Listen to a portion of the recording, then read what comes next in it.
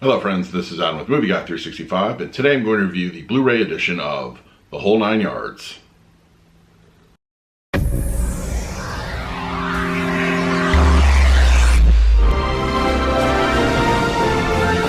you're new to the channel, please hit the like button, subscribe, hit that bell notification. I put out videos every single day. You can also find me over Twitter and Instagram at Movie Guy 365, as well as over the Disney Magic Hour podcast. I will leave a link for that in the description.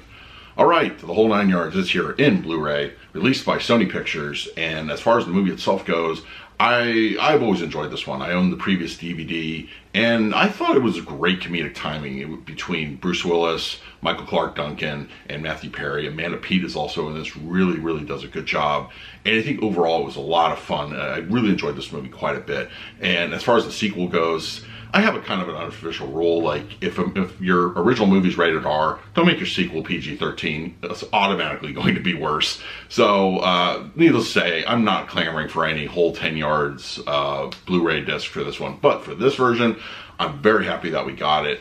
Alright, let's not waste any more time. Let's do a quick unboxing, and then we'll come back and talk about the picture quality and the audio.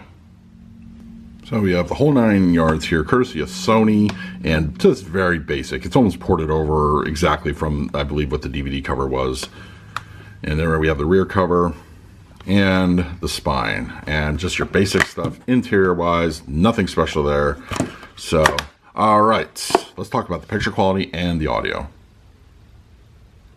It's kind of unfortunate that movies like The Whole Nine Yards typically aren't given a whole lot of love. And when I say, what I mean by that is, a Blu-ray edition is supposed to make the best out of, what you could possibly can of the source material. Whether that's a restoration or that's just, how it was originally mastered or something.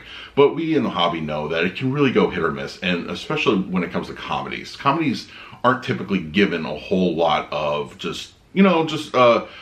restorative love, as it were, or any kind of just basic care. Even today in today's 4K world, a lot of times as a 4K collector, we don't get comedies in 4K. It's just one of those genres that doesn't seem to really matter as far as like a home theater kind of experience. But for people like me that have watched movies like The Whole Nine Yards and would like to watch it in the best possible way, we do get the Blu-ray, but unfortunately I don't feel the picture quality is as good as it can be. That could be anything from the source material or how it was shot. It's really kind of difficult to tell. It's not a bad looking image. It's just very soft, and it has kind of a dated look to it. I've seen movies taking place in this time period that look so much better, that are given the proper attention and love, as it were, for like just basic picture quality. I don't feel this is like a cheap grab. Like, this isn't just like they ported over the DV master and gave it a slight bump. I don't feel that way at all. I just think at the end of the day, it's not as good as clean as it could possibly look. And I think, and I give that to the studio or the distribution. Normally Sony does a very good job on things like this, but for the most part, it does have kind of just a softer tone to it. As far as film grain, it is present, but it's not overbearing or obtrusive. It's just exactly what it's supposed to be. But just the overall, skin textures and everything look pretty good, and clothing and settings. It's just got an overall softness to it, and I'm not a big fan of that.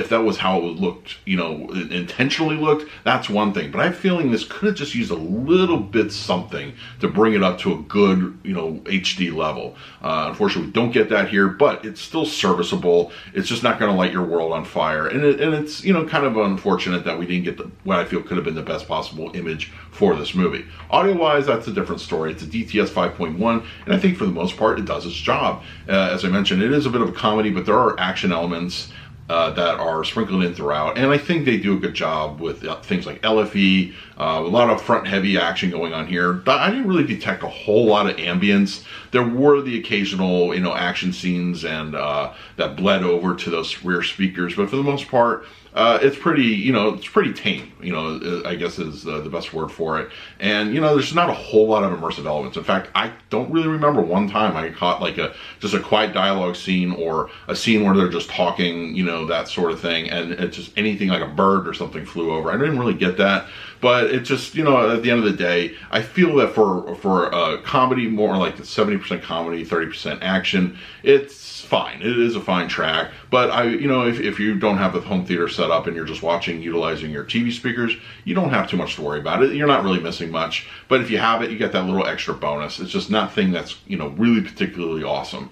So overall, as far as the movie goes, I love it. I'm glad we have it on Blu-ray here, but I'm going to give the overall disc presentation a C. I think it's just there. It's nothing spectacular, but it's good to have it here on the Blu-ray format. We finally have it.